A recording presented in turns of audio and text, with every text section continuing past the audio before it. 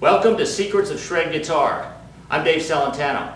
In this DVD we're going to explore some of the elements in shred guitar playing, like alternate picking, sweep picking, two-hand tapping, and legato style. Through a series of melodic exercises we're going to explore each one particularly, and I'm going to break it down for you real slow, and we'll talk about a good way to practice with small little chunks of music or small little pieces of music at a time. Before we get started though, let's tune up.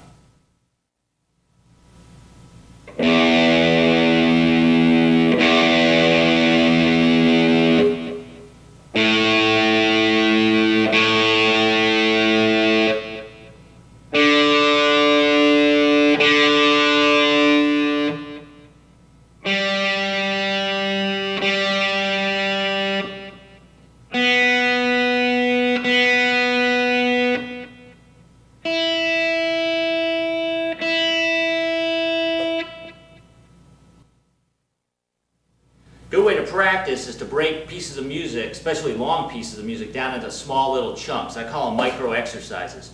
So for this first example, I'm going to play it for you first, and then I'm going to break it down for you in small little chunks and show you how one way you could possibly practice it. Okay, so let's go and take a listen to example 1.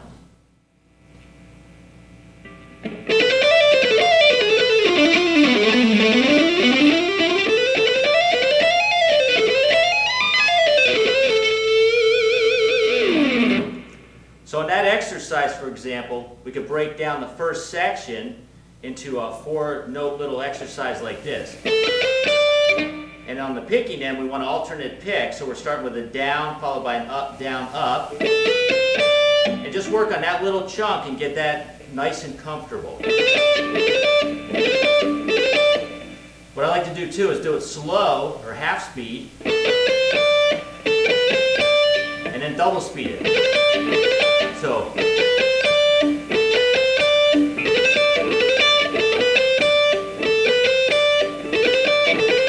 then add a little bit more to it. The next part of the lick is this. So we'll throw that together and repeat that. And then again, do it at half speed and then at full speed.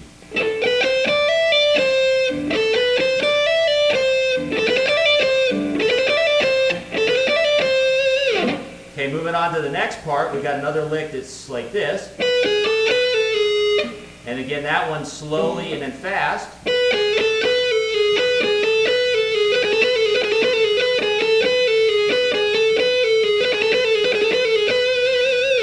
I like to call those little speed bursts too, where you play a couple times slowly and then a little bit faster or twice as fast on the second half. So what you got is this.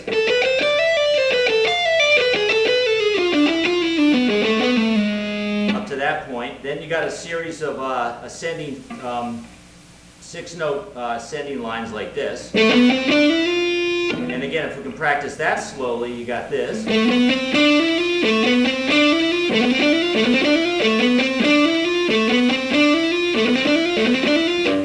With the speed burst too. Moving on to the next one.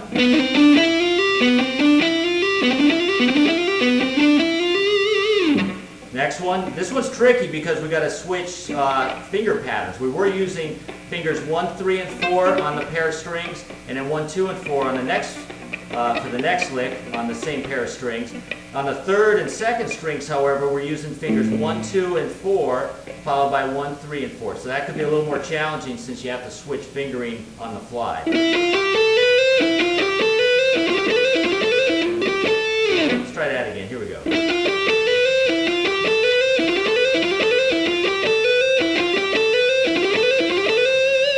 And then the next one's back to a comfortable similar pattern.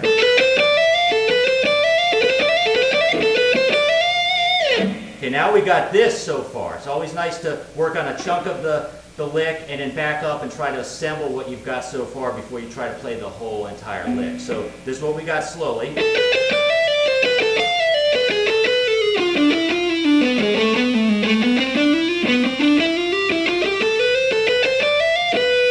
Okay, and then the final part of the lick is cool and it's a little bit tricky, a little slight. It's up here on the 12th fret area, and slowly it's this. Then we're adding some tapping ideas, tapping with the middle finger and the pinky finger of the right hand on the 19th and 22nd fret of the first string. Oops. So the idea is like this.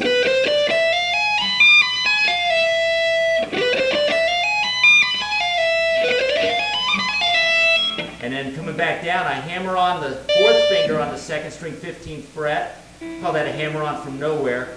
I don't actually pick that note, and it kind of evens out the tone of the lick. It makes it sound a little smoother. So we got this coming in, the hammer on with a couple pull-offs, and then back up.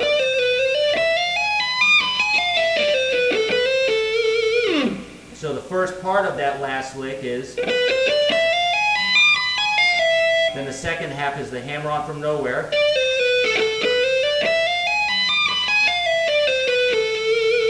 Kind of a similar idea there. So altogether the last section is. And fully it's.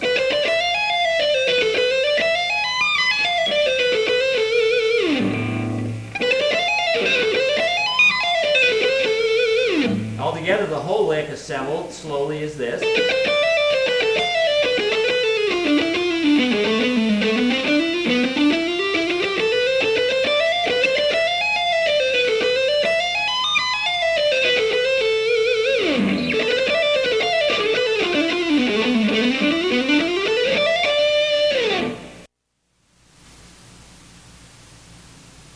Before we explore the next exercises, I'm going to show you a classical chord progression that Paganini, Bach, and several other composers have used at different times in their compositions. I discovered it particularly in the 24th Caprice from Paganini, and it's a great little set of chords, and it goes like this. It starts with an A minor to E7.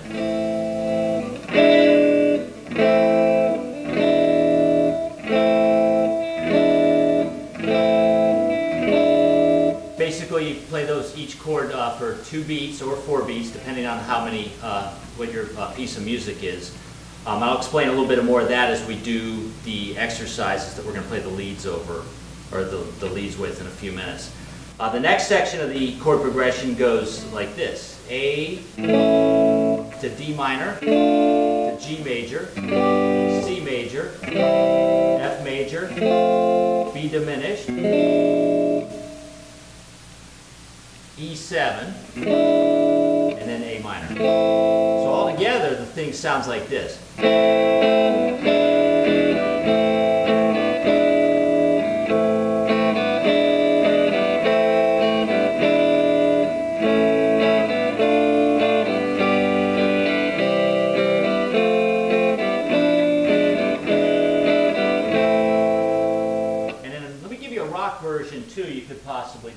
speed those chords up, do them as power chords, and come up with some faster ways or heavier ways of doing them. But this is just another way you could try it.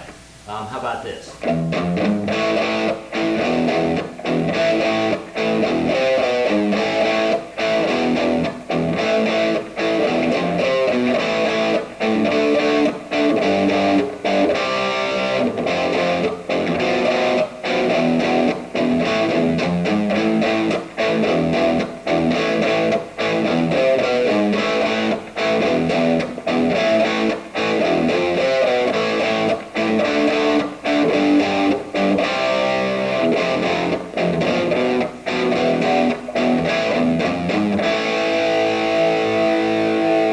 So you might want to record those chords yourself, have a friend play them on guitar, and then the rest of the exercises on this DVD can be played over those.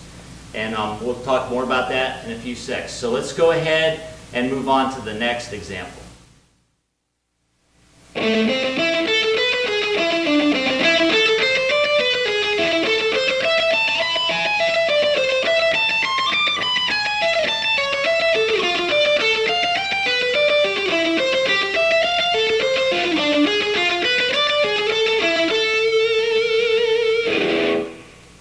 That's the next example. Those ideas I played outline the same chords I played for you a few seconds ago. The first thing I want to do with you, though, is break it down, show you how to practice something that's that long, learn it in little chunks. So what I would do is learn it in 4-note sections on this particular one. The first 4 notes go like this. And actually, each note in the exercise is plucked twice. So I'm calling one note something that you would actually play twice. So we're going like this on the first set of notes. That outlines the A minor chord. Those are just notes in the chord, so we're playing arpeggio style right here. The second idea outlines the E7 with the notes of the E7 chord. Then the third section, or third measure, outlines the A minor again. And then the fourth measure outlines the E7 again. So a good way to practice those little chunks like that. You can also try to practice them slowly and then fast, or 8th notes and 16th notes, maybe like this. And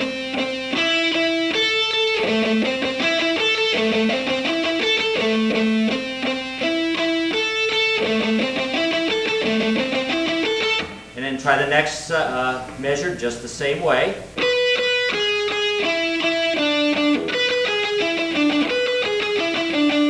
Next measure, same manner.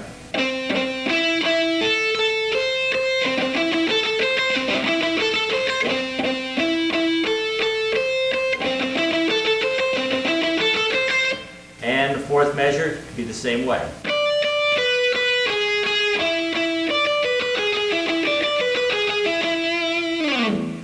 And you continue on with the whole exercise in that manner, just breaking down, learning 4 notes at a time until you assemble the pieces.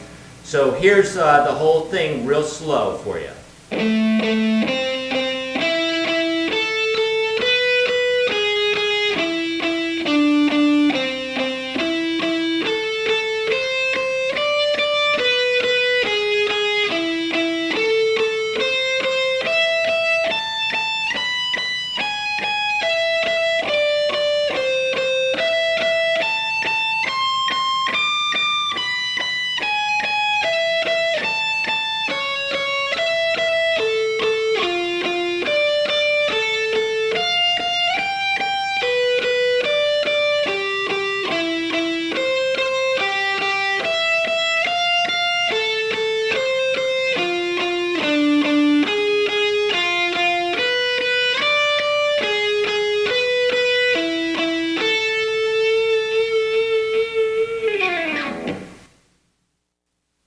Okay, for this next example, we're going to explore legato style. Legato style is where you're not going to pick many notes, but rather do hammer-ons, pull-offs. Other things could come into the legato style too, elements like tapping and slides. But in this particular exercise, we're going to use hammer-ons and pull-offs with the left hand, and rarely picking a note. In fact, we'll talk about that in a sec, but the focus here is to get a liquidy, smooth transition between the notes. So in other words, each note connects or touches the next note, and there's no gaps or silence between the notes, which sometimes happens if we're picking notes. There might be a little tiny spaces between the notes. That would be more or less called the staccato style. But for legato, though, we want to create a real smooth, liquidy sound, so that's what this next example is going to kind of focus on. So let's take a look at that.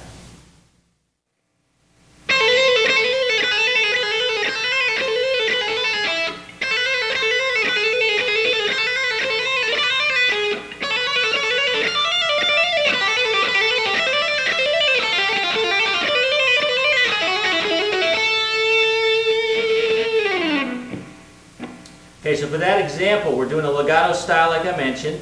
Here's what we want to do. Break it down real slow, and we'll just take a look at the first 6 notes, and that'll set up your sequence for the rest of the lick. The first six notes start with a pick at the 8th fret, first string with the pinky. You're picking that note, then pulling off to the index finger on the left hand, followed by a hammer-on with your 3rd finger, then another hammer-on to the 8th fret, followed by 2 pull-offs. So it's really kind of like a 6-note lick broken into 2 halves. The first 3 notes, the second 3 notes, all together. And you could even just practice that. That makes a great little exercise right there. Really good at building the coordination between the 3rd and the 4th fingers.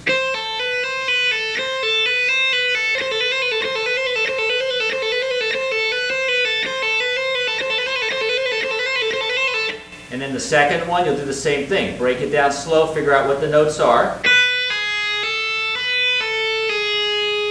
And you want to try to get all your hammer-ons and pull-offs to be the same volume, even the same volume as the pick notes.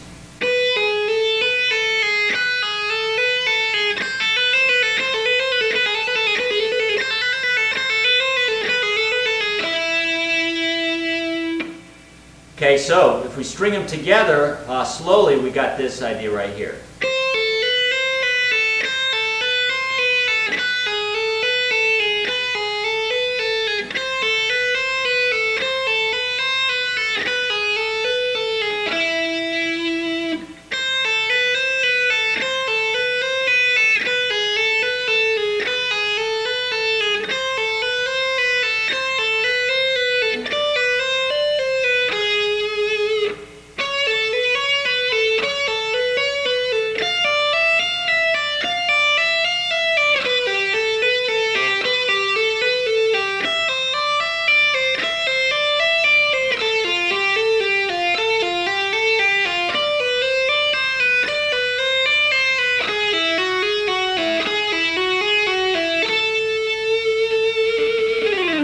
Another important element with the legato style is the palm muting on the right hand of all the strings we're not playing. That's a real tricky part. A lot of my students have a hard time with this when I first show it to them. Once they learn one of the secrets, which is palm muting, or trying to mute out all the unplayed strings, that really helps tremendously in cleaning up their tone and their sound.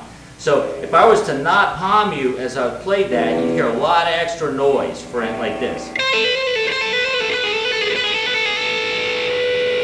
And you've got all this other strings ringing in the background just from the vibrations of the guitar causing those strings to vibrate. So I rest the heel of my right hand on the strings, the thicker strings primarily on this one, because we're not playing string 6, 5, 4, or 3 on this lick.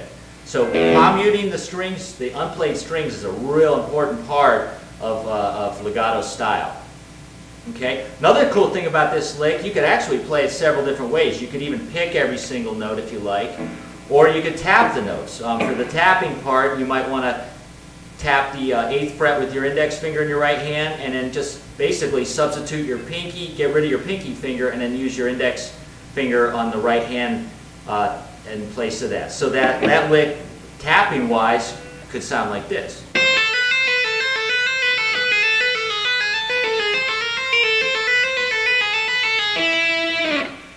Okay, here it is all together.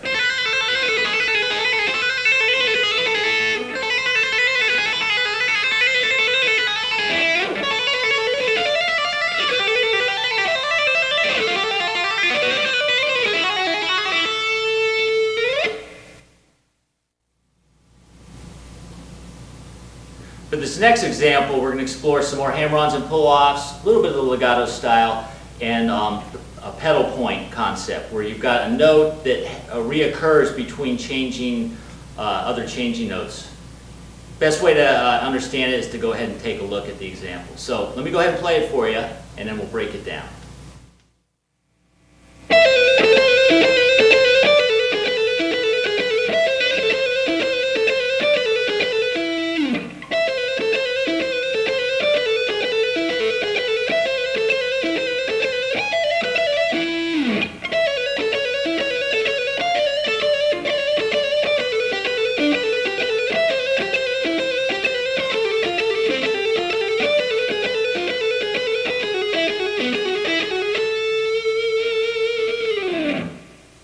Okay, the pedal point idea is where you've got this reoccurring note, and the best way to describe it is just to take a listen to it. So for me on this pedal point idea, it's the 12th and 13th fret on the second string is the reoccurring theme between the other notes changing. So the first set of notes in that first measure are, second set of notes, third set of notes, and then the fourth set of notes. Like that. So you always got this happening between the, so you got this idea.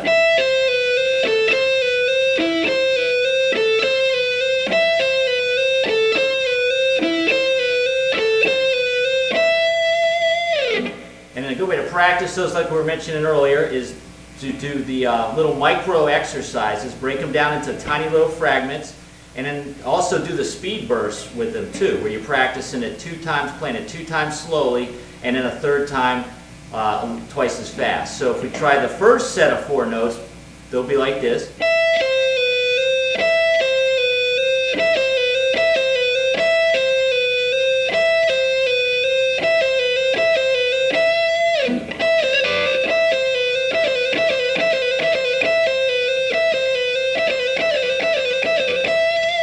Second set of notes.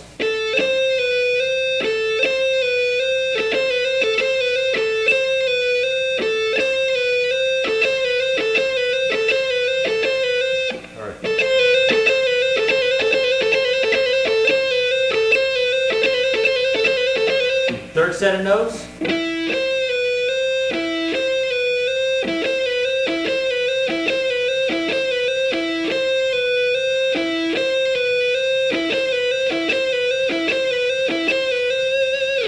And then string them together. You could even just practice, actually before you string them together, practice 2 of them at a time. So do the first one, second one, and just get comfortable with that.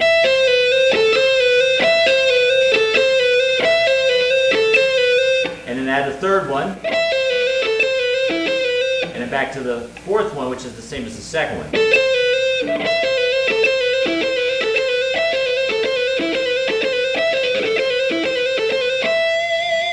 Moving on to the next one, outlines the E7 chord. That's like this.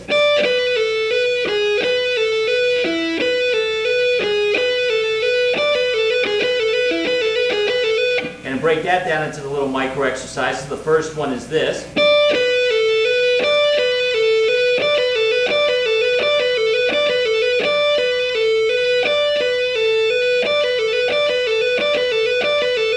Next one.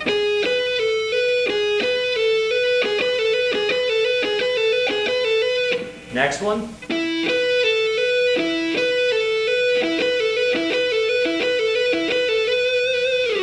And then the final one, same as the second one.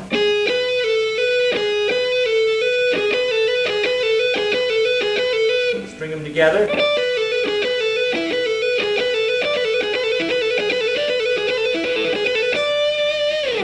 Okay, and those outline the E7 chord. Then we're back to the A minor chord.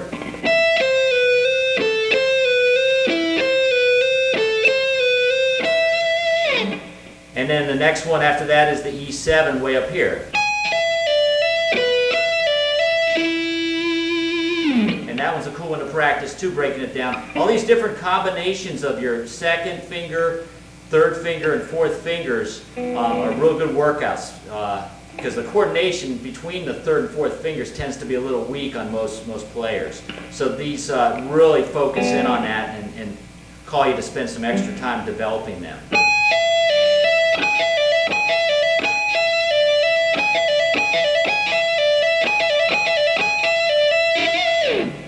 Another particularly challenging one is the C one, that's a little deeper in the exercise, where you're going like this, down to the 8th fret. You got a big stretch. So practice that in little sections. The first part's very similar to the A minor chord. And then the big stretch. And then the 9th fret and the 3rd string. So you got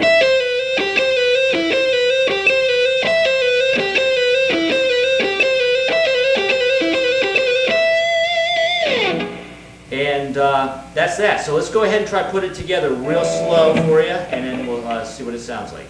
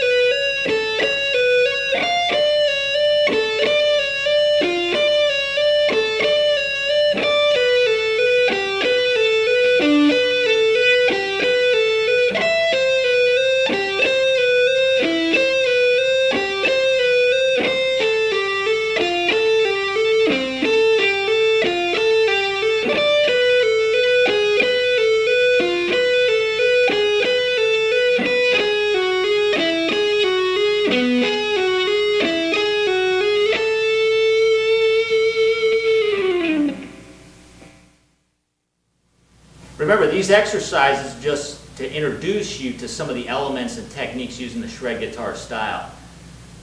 What you're to do with these is to practice them, learn the techniques, and then apply them in your own playing, discover how other guitar players might use the same techniques, and just kind of use that to fatten up and color your own playing.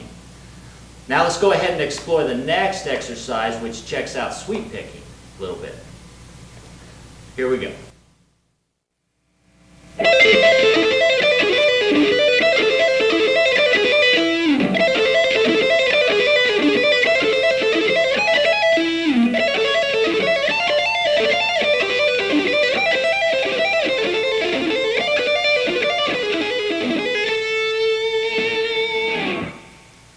Okay, so for this example, we're checking out sweep picking, and particularly we're doing 2 and 3 string sweeps. That's a great way to start with sweep picking because it helps you isolate the technique, which we'll talk about in a sec, and you're only dealing with 2 strings and 3 rather than the bigger 5 or 6 string sweeps. So we'll just start out with the 2 and 3 strings for right now.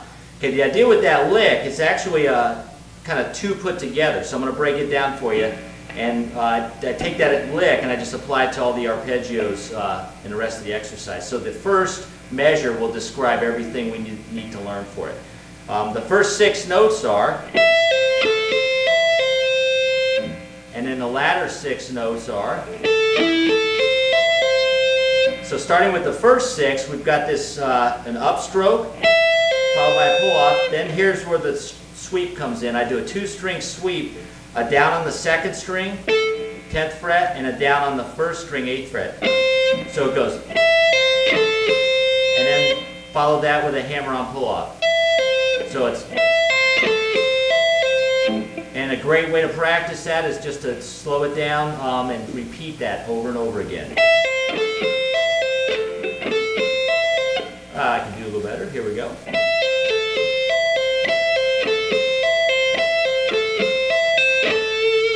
And then with the speed burst, do maybe 2 times slow and then 2 times quick.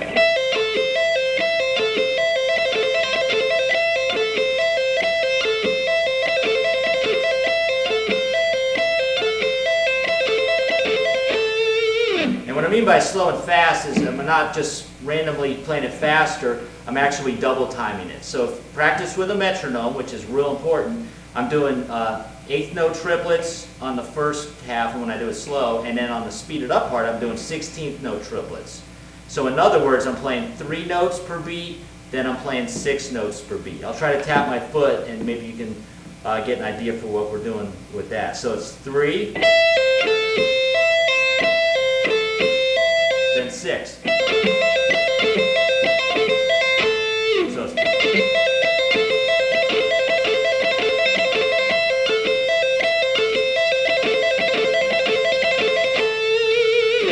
okay, then the second half of the lick starts with an upstroke on the second string 10th fret, then a triple string downstroke. In other words, 3 downstrokes on the 3rd string, down on the 2nd, down on the 1st, then your hammer on pull off on from the 12th fret back to the 8th fret. So it goes. And we kind of practice that in a repeating manner like this. This is real important, guys, to pick it exactly like this. Upstroke, then 3 downs. So you're going.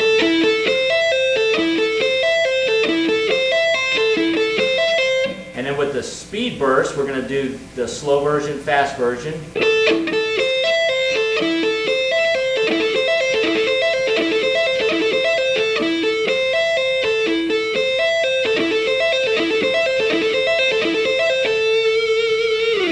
With sweep picking too, this is real important. When you are sweeping, your pick actually plows or comes to rest on the next string after you've picked the first down. So when I pick a down on the 3rd string, my pick comes immediately to rest on the 2nd string like this. And then when I pick the 2nd string, the pick follows through and comes to immediately rest on the 1st string. So that I'm not actually making 3 separate downs like this.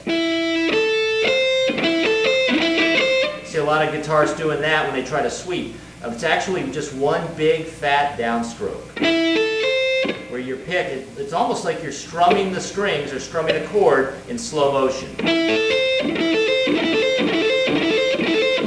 Might be good to practice just the 3-string sweep in a little exercise by itself. So you string the first 6 notes together with the second 6 notes. Now let's make a bigger exercise with that. We'll do it slowly and then fast.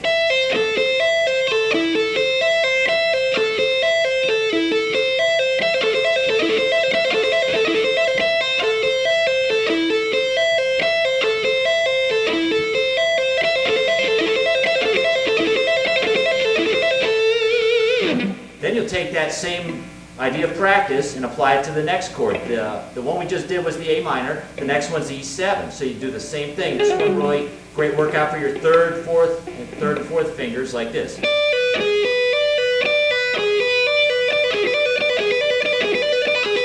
And then the second half. Yep, played that wrong note. Here we go.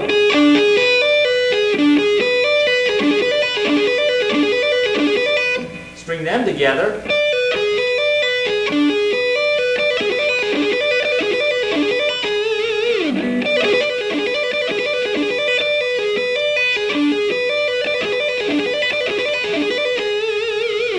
Okay, now here's the whole entire exercise slowly.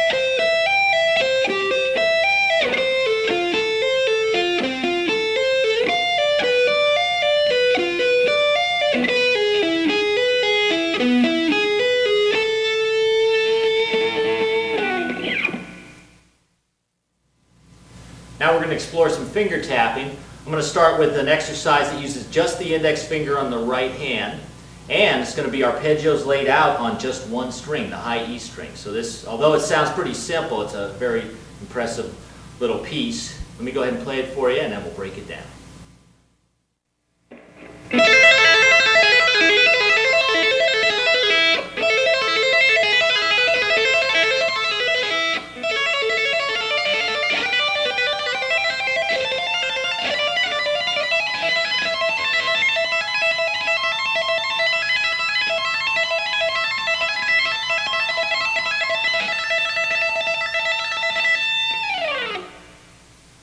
Okay, so there's that one, guys. Let's go ahead and break it down for you real slow. On the first string, we got an arpeggio that outlines the A minor chord. And by the way, if you don't know what an arpeggio is, it's the notes of the chord broken up individually. And if you're not familiar with what the notes in the A minor chord are, it might be a good idea to hook up with some private lessons from an instructor that can help you with that. That's some real important elements to playing guitars, understanding the components to how the chords and the scales are all built and put together. So anyway, so here are the notes for the first idea. We're starting with a tap at the 12th fret on your right hand. And also too, by the way guys, I'm putting my pick, cupping it away in my hand so that I can use it later on when I perform live. That's usually what I do. Although this piece never does any pick playing, I just out of habit get used to cupping it away in my hand. So we're going to tap with the index finger, and a good idea too is to rest your thumb as an anchor or support on the top edge of the guitar neck. That gives you some support. Great analogy I do with my students a lot is I have them think about when they write on a piece of paper how they anchor their hand on the desk. That gives them a lot of support and allows them to write very accurately and detailed, or if they're drawing something detailed. Same with guitar playing. We want to anchor our hand on the guitar when we're picking. We want to anchor our hand on the guitar when we're tapping. It gives us support and a lot more accuracy. So the first lick, broken down slow, is this. It's a lot of notes. It's actually a 12-note sequence. Let's break it down. The first three notes are basically just the Eddie Van Halen inspired version of the tapping, where you tap with your right hand first, then pull off to the left hand index finger, followed by a hammer-on with the pinky. Okay, but to keep a little variety going, I change the second time through. Instead of tap, pull off, hammer-on, I go tap, pull off, pull off. So the first 6 notes are, and then you could even practice that as an exercise in itself. So try that slowly and then fast, like.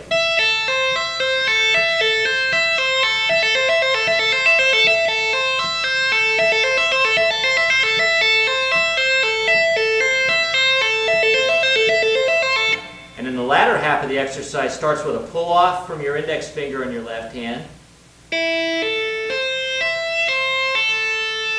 all the way back up the fretboard to the 12th fret and all the way back down. Just kind of go straight up and down. And you can practice that over and over again with a repeating loop like this.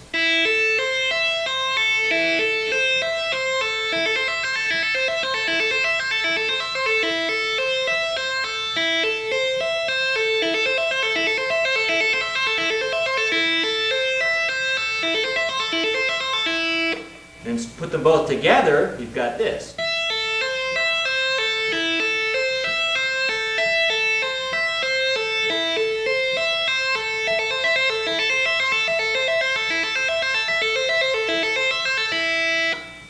Okay, then the second lick covers the E7 chord. It's a simple move. We just move the left hand down 1 fret, so we're at frets 4 and 7. We're still going to use the 12th fret on the high E string as the tap note, and we're still going to pull off to the open high E string.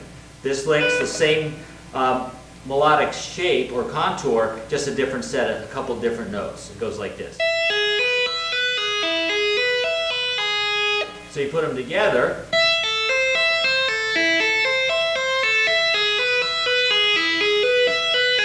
And then repeat it.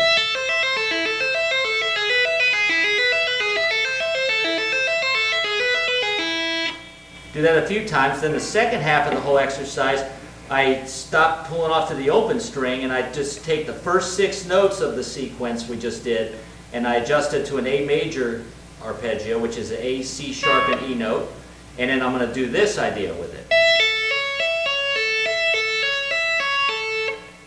And then we're going to outline the rest of the chords in the progression. The next one's the D minor. The next one's the G major, followed by C major. Then what comes after the C? The F major chord. It's going to be like this. Then the B diminished.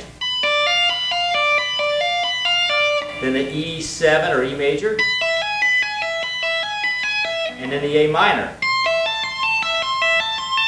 And at the tail end of that whole lick, I add this little extra thing that I didn't really do on the other exercises. But at this point, I'm going to go extend the ending a little bit.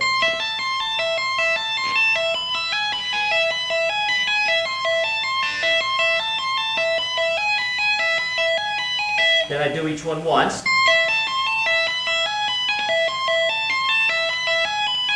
Then I switch the lick to this. This is a little tricky, but it's 30-second notes where we're going to play 8 notes per click, but for right now we'll just kind of think of it as in groups of 4s. I'm going to tap the 20th fret, pull off to the 12th fret, then hammer on the 17th fret with the pinky, and then pull off. So that's the idea. We're going to go. And I'm going to back those two, the index tap finger and the pinky finger back a fret for the E7 chord, do the same idea. So we're going to go.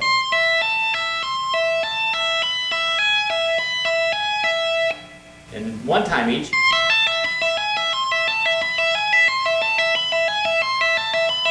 And in the final part, I do this thing, I call it double tapping, but it's really not double taps. It's we're going to tap one note, pull off, and then hammer on the same note we tapped, but this time not with the tap finger, with the pinky finger.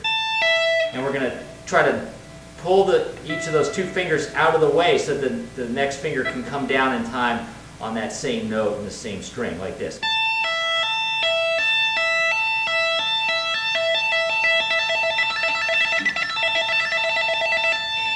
You get a real fast trilling effect when you do that. It's kind of tricky, but when I tap, I pull upwards, and when I hammer on and pull off, I pull off in a downwards motion, so each finger kind of pulls out of the way of the next.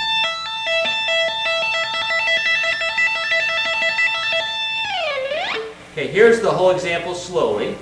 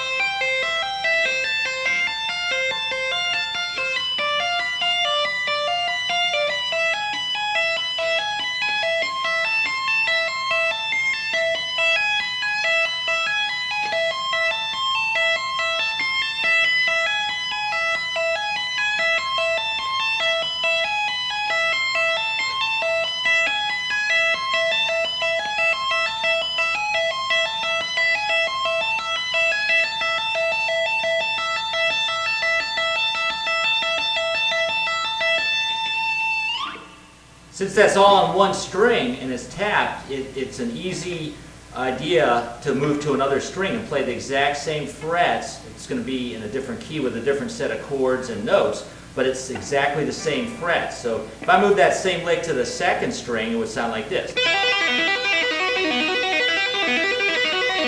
I could do it on the third string, on the fourth string. So you can see you could try the same exercise on all 6 strings. It makes a great workout, especially on the thicker strings. It's a little bit harder to stretch when you're on the thicker strings because you have to get your hand on the guitar a little more. And the strings being a little bit thicker present a little different challenge. So maybe the entire lick on the second string would sound like this.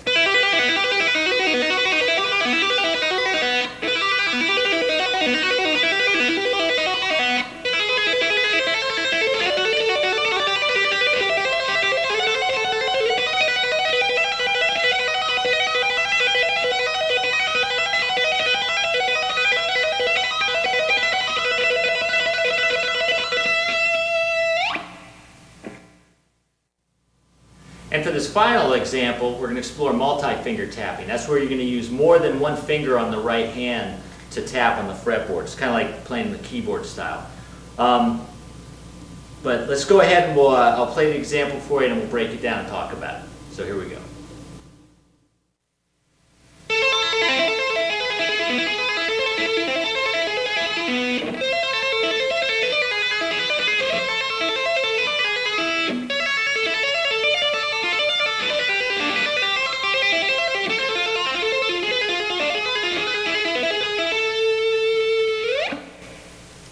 Okay, for that exercise, guys, I'm using the tap finger, the index finger to tap, and the pinky finger on my right hand to tap.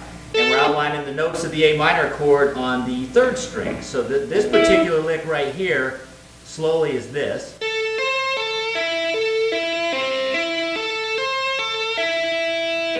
And for any of you guys that haven't multi-finger tapped before, it might be kind of hard to use the pinky at first, but you just take it real slow and break it down, work on the parts individually. So that's how many notes are in that first sequence? It looks like there's 12. So let's break it down into the first 6 notes, which are these, and just practice that. Go.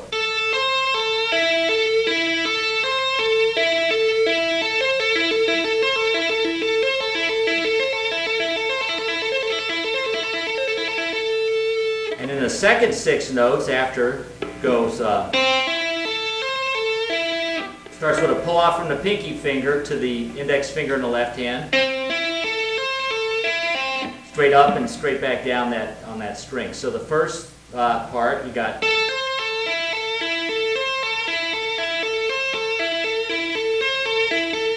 second part.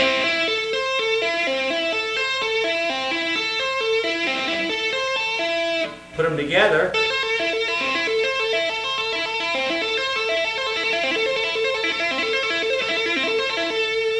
Now apply that to the E7 chord. You just back everything up. Everything goes back to the left, 1 fret, except the pinky stays on the E note at the 9th fret. And you do the same sequence.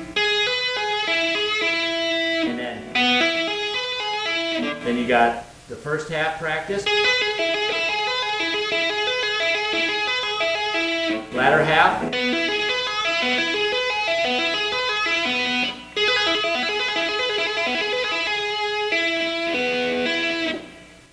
Okay, so the first section slowly is like this.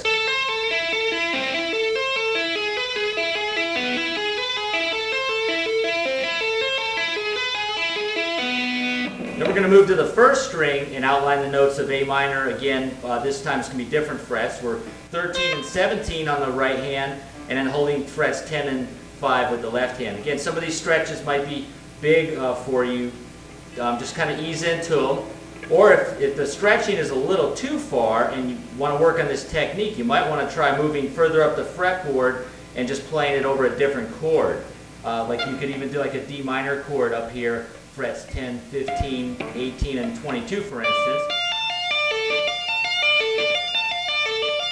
The fingers are a lot closer because the frets are a lot closer. So if stuff's too hard for you to do where it's in the lower register of the guitar neck, you might want to try playing it higher where the frets are a little bit closer together. So anyway, back to the second string, A minor is this one.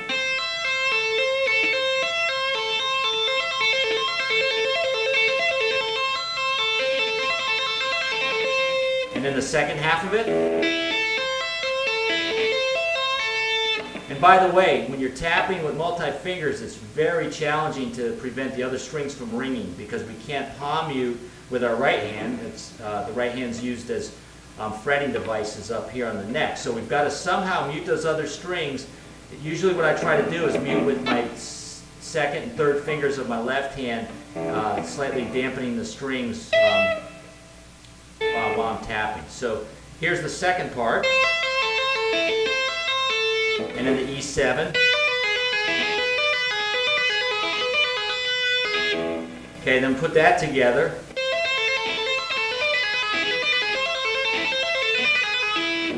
Then we go into the A major section, which is this.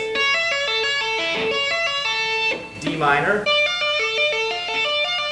And what I'm trying to do on that too is I'm connecting the chords. I'm trying to find the closest notes of that next chord from where I'm at currently on the fretboard. So if I'm doing A major here, and the next chord's D minor, I'm going to try to find the notes of D minor in the same or general location. So for instance, I can just move my index finger on my left hand up 1 fret to the F note, and then my pinky stays on the A note because that's in the D minor chord. And then my right hand moves up from the C sharp to the D, and then the pinky moves up from the E to the F. So now we got this shape for D minor.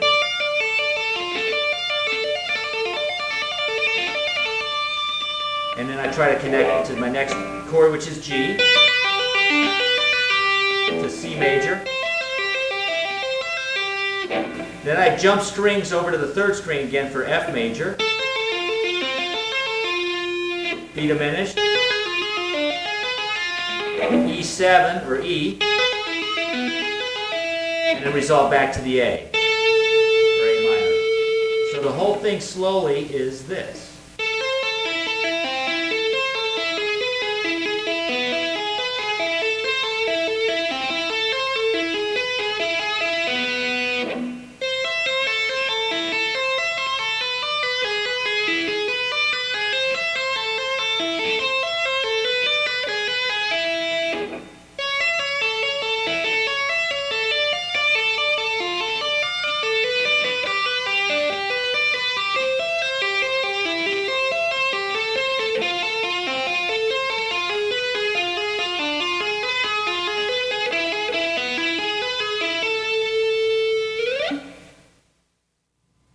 Hey, I want to talk to you for a minute about some of the equipment I use.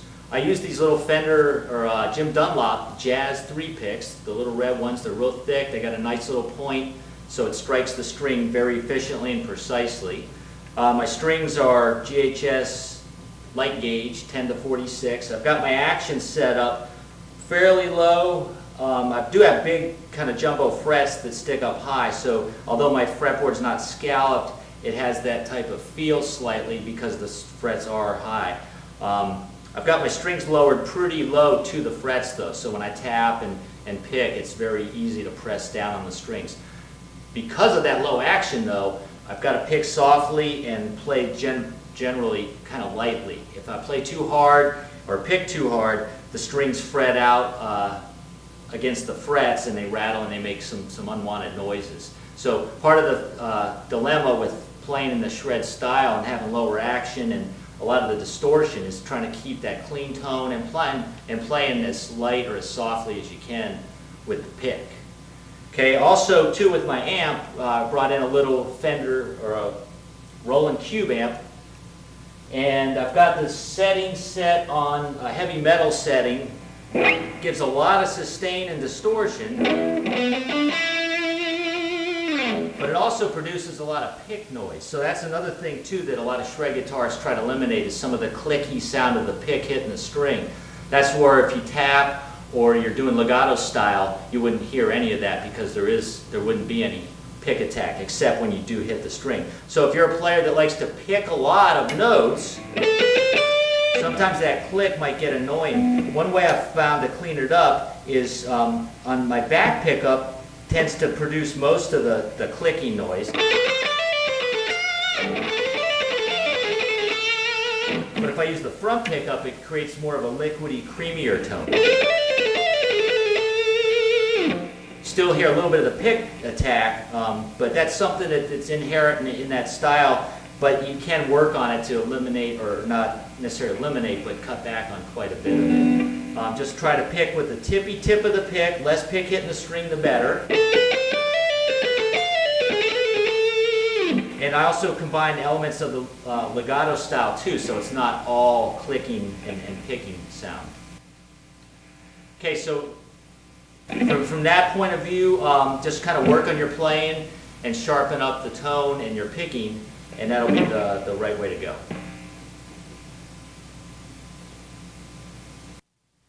Well, here we are at the end of the video.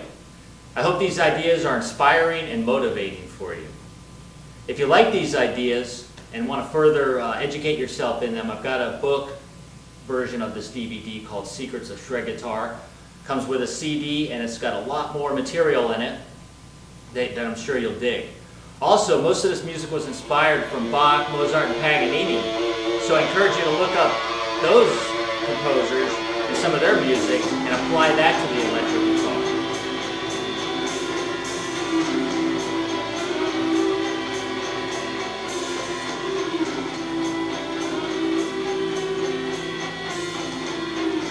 Keep those metronomes clicking.